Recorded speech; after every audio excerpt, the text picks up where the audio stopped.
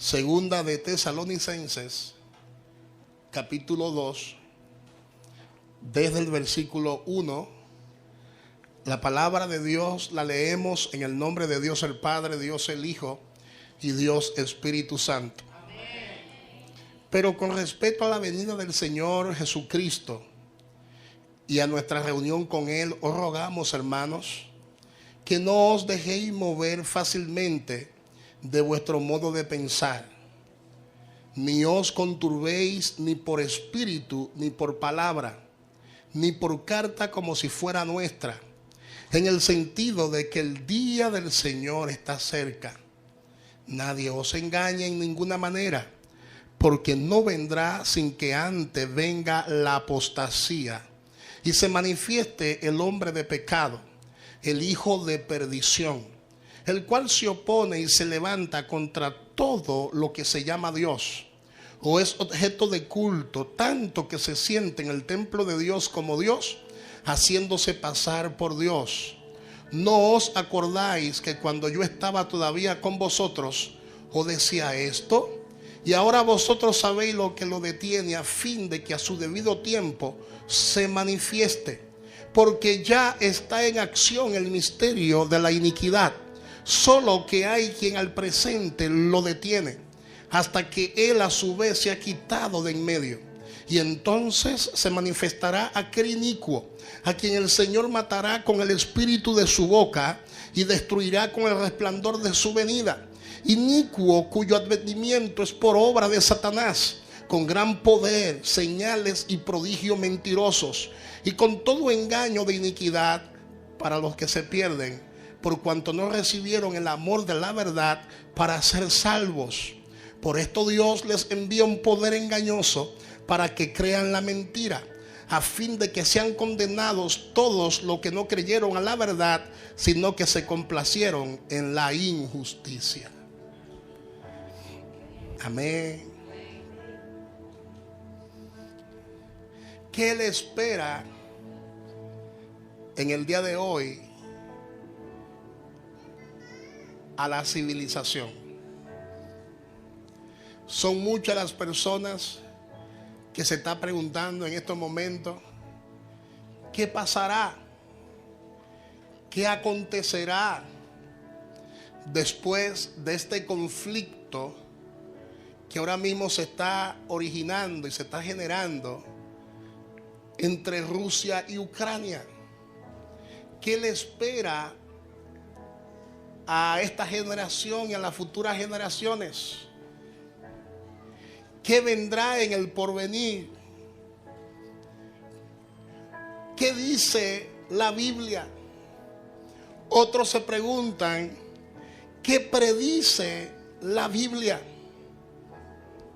Sin embargo, el Espíritu Santo le reveló a Daniel hace ya muchos años atrás, en el capítulo 8 de Daniel y en el capítulo 11, que el conocimiento y lo que nosotros hoy llamamos avances tecnológicos, lo que nosotros hoy conocemos como avances científicos, esos avances científicos, dijo Daniel, que serán usados por un déspota internacional.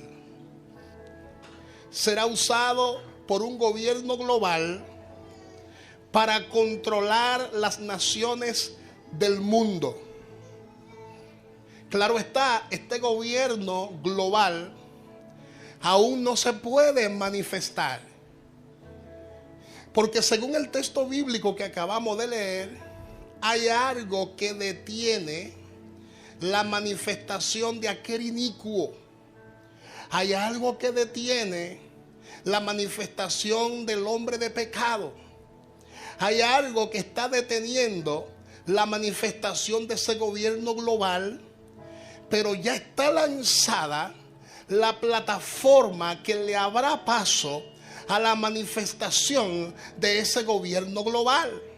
Ya está lanzada esa plataforma, esa base que le habrá paso a la manifestación del anticristo, pero aún no se puede manifestar porque el Espíritu Santo que está morando en la iglesia se lo impide. Pero llegará un momento en que este será quitado y entonces se manifestará el inicuo, se manifestará el hombre de pecado. En cualquier momento la iglesia es arrebatada. Actualmente la iglesia no está esperando que los juicios de Dios caigan sobre la tierra. No. Actualmente la iglesia no está esperando que se manifieste el hombre de pecado o el hijo de perdición. ¿Sabe por qué? Porque la iglesia no le verá la cara al inicuo. La iglesia no le verá la cara al anticristo. Actualmente la iglesia está esperando ser arrebatada. Dígale al que está a su lado: en cualquier momento somos raptados. En cualquier momento somos arrebatados. Y a medida que los días van pasando, nos acercamos día a día a este suceso. Nos estamos acercando día a día a este acontecimiento. El anticristo se va a manifestar después del rapto de la iglesia de Jesucristo. Este líder llamado el anticristo tomará control y dominio de un templo judío. Este templo judío será construido nuevamente en la Tierra Santa. Y cuando este hombre de pecado tome dominio de este templo, dice la palabra que se proclamará a sí mismo como el Mashiach. Se proclamará a sí mismo como el Mesías, como el ungido de Dios. Y no solamente se va a proclamar como el Mashiach, sino que afirmará ser Dios. En el mismo templo que se va a levantar en Tierra Santa, él se autoproclamará como Dios. Es por eso que la palabra dice, y fije bien sus ojos en la escritura. Quiero que todo el mundo busque la escritura. Vamos a usar mucho la escritura. En segunda de Tesalonicenses capítulo 2 versículo 4 dice: el cual se opone y se levanta contra todo lo que se llame Dios o es objeto de culto, tanto que se siente en el templo de Dios como Dios, haciéndose pasar por Dios. El mundo aceptará sin miedo sus proclamas. El mundo aceptará beneplácitamente su proclama. Porque es de suma importancia que entendamos que una guerra mundial, y abro un paréntesis para que usted entienda lo que está pasando ahora mismo en el panorama profético mundial, una guerra mundial está a punto de desatarse sobre la tierra. Y este hombre de gran atractivo convencerá a la humanidad de que él tiene las respuestas. Escuche bien, se está hablando en los medios de comunicación sobre la posibilidad de que haya una guerra mundial por lo que está pasando actualmente entre Rusia y Ucrania. El día de ayer, el presidente de Estados Unidos, Biden, estaba en Polonia reunido con los soldados de la OTAN. Una reunión que se calificó hace unos días como una reunión de emergencia. Y a medida que vayamos estudiando la palabra, yo le voy a explicar todo con lujo de detalle qué las noticias están diciendo en la actualidad y qué la Biblia predijo hace muchos años atrás. Porque todo lo que está pasando en este momento lo predijo la Biblia.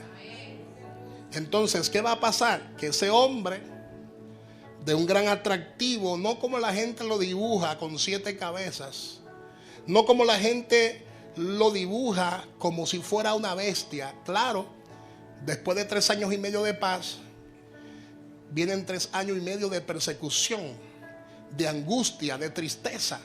Y por eso la Biblia lo califica como una bestia. Pero en su apariencia, él viene como un Mashiach. En su apariencia física externa y en su capacidad intelectual, él viene para resolver los conflictos que ahora mismo hay en la tierra. Él viene a impedir que se produzca la tercera guerra mundial. Eso para que usted vea lo cerca que estamos de que el deseado de todas las naciones, Cristo Jesús, venga por su pueblo. Gloria a Dios. Entonces, él va a convencer a la humanidad, escuche bien esto, de que él tiene la respuesta ante los males del mundo. Y va a traer la paz. El anticristo va a traer una paz aparente. Y así será aceptado sobre la base de negociaciones para la paz entre Israel y muchas naciones. Abra su Biblia conmigo en Daniel capítulo 9, versículo 27. Daniel capítulo 9, versículo 27, la palabra dice: y por otra semana confirmará el pacto con muchos, y a la mitad de la semana hará cesar el sacrificio y la ofrenda. Después, con la muchedumbre de las abominaciones, vendrá el desolador, hasta que venga la consumación y lo que está determinado se derrame sobre el desolador. De manera que yo creo, de manera particular, que el anticristo va a esclavizar y va a controlar a billones de personas sobre la faz de la tierra. Escuche bien esto. El anticristo va a usar ese déspota, ese gobierno global, es inicuo, va a usar el sofisticado sistema computacional que hay actualmente en las naciones de la tierra. Y él ya ha creado, no es que va a crear, ya el sistema del anticristo ya está diseñado. Porque cuando el anticristo aparezca lo tendrá todo. Porque acuérdense que es una imitación de Cristo. Cuando Cristo apareció en la escena, lo primero que Dios hizo fue que le llevó allá al pesebre 3 reyes.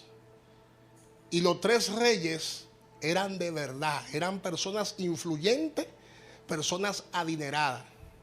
Y le llevaron ofrenda a Cristo Jesús. O sea, el ministerio de Jesús estaba patrocinado por el Padre desde antes de Jesús nacer, porque fue profetizado y fue anunciado.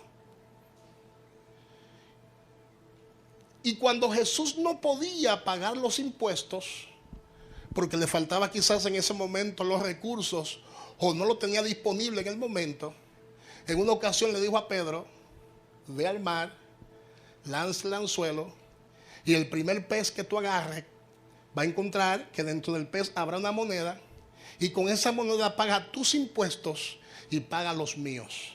En otra palabra, Jesús no tenía necesidad, hablando en términos económicos, porque el Señor da la visión y con la visión siempre da la provisión.